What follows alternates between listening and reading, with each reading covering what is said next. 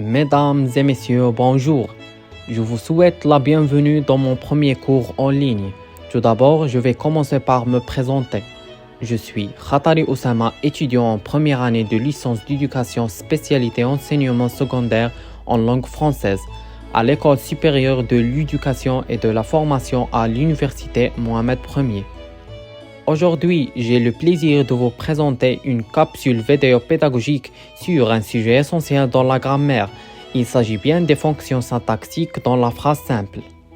Cette vidéo a pour objectif de vous aider à comprendre les fonctions des différents éléments dans une phrase simple. Nous verrons d'abord ce qu'est un syntagme nominal, ses différentes fonctions et nous finirons par comprendre son importance dans l'analyse grammaticale. Et pour mieux maîtriser ces notions, je vais également donner des exemples concrets au-delà de ce qui est affiché sur la diapositive. Nous commençons maintenant par le premier axe qui est la définition du sujet.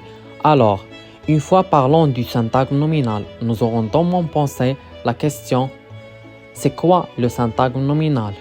Mais avant de passer à la réponse à cette question, je vais poser une phrase à travers laquelle nous allons extraire la définition appropriée, d'accord? La nouvelle éducatrice est très gentille. Dans cette phrase, nous avons une suite de mots qui est organisée selon une structure grammaticale et sémantique. Alors, nous avons le mot éducatrice et c'est accompagné d'un article là et d'un adjectif nouvel. Alors, il s'agit d'un syntagme nominal qui a comme noyau le nom éducatrice, d'accord? Et maintenant, sont capables de donner une définition claire sur le syntagme nominal. Alors, le syntagme nominal, il s'agit d'un groupe de mots organisé autour d'un nom, d'accord? C'est-à-dire son noyau, il peut être enrichi par des déterminants, des adjectifs ou des compléments. Alors, dans une phrase simple, le syntagme nominal remplit diverses fonctions syntaxiques que nous allons explorer, d'accord? Et maintenant, on passe à voir les fonctions syntaxiques qui sont 6 fonctions.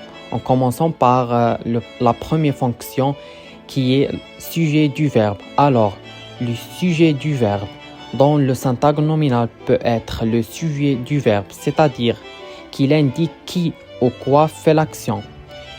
Pour bien maîtriser ces fonctions, on passe à l'exemple suivant. Le chat dort. Dans cette phrase, le chat fait l'action exprimée par le verbe. C'est clair? Je vais présenter d'autres exemples. Les élèves attentifs écoutent le professeur. Ici, les élèves attentifs est le sujet qui accomplit l'action d'écouter. D'accord? On passe au complément du nom. Alors, le complément du nom précise ou qualifie un autre nom. On passe à l'exemple qui était affiché sur la diapositive. La porte du jardin est ouverte. Alors, qu'est-ce que vous remarquez dans cette phrase? Ici, dans cette phrase, du jardin précise un complément du nom. D'accord? Je vais également présenter d'autres exemples. Le livre de mon frère est posé sur la table. Ici, dans mon frère précise le nom livre, d'accord? On passe maintenant au complément d'objet direct. Alors, le complément d'objet direct reçoit directement l'action du verbe. Je vais présenter l'exemple qui était affiché sur la diapositive. Je vois la maison.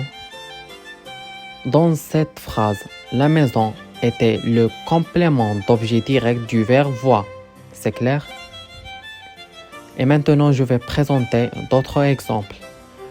Nous achetons un cadeau ici. Un cadeau, c'est le complément d'objet direct du verbe acheter. D'accord? On passe maintenant au complément d'objet indirect, le COI. Alors, le complément d'objet direct dépend du verbe via une préposition. Exemple de la diapositive. Elle parle à son ami. Dans cette phrase, à son ami est le COI du verbe parle. D'accord? D'autres exemples. Ils pensent à leur projet. Ici, à leur projet est le complément d'objet indirect du verbe pense. D'accord? Et maintenant, on va enchaîner à voir le complément circonstanciel. Alors, le complément circonstanciel précise le circonstance de l'action. Il peut indiquer le lieu, le temps et la manière. Exemple, il vit dans cette maison. Dans cette maison est le complément circonstanciel de lieu, puisque nous avons posé la question par où. D'autres exemples, il travaille avec soin. Ici, avec soin est un complément circonstanciel de manière.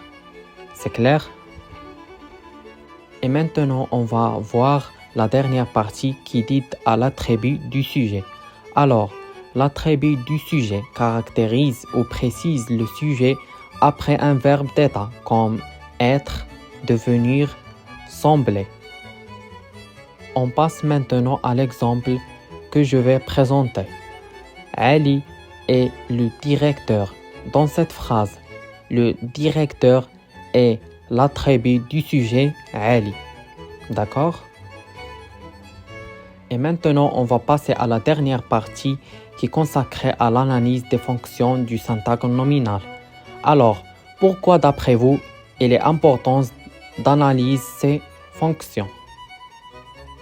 Alors, cela nous permet de mieux comprendre les relations entre les mots dans une phrase, d'interpréter correctement le sens du message et de structurer nos idées avec précision.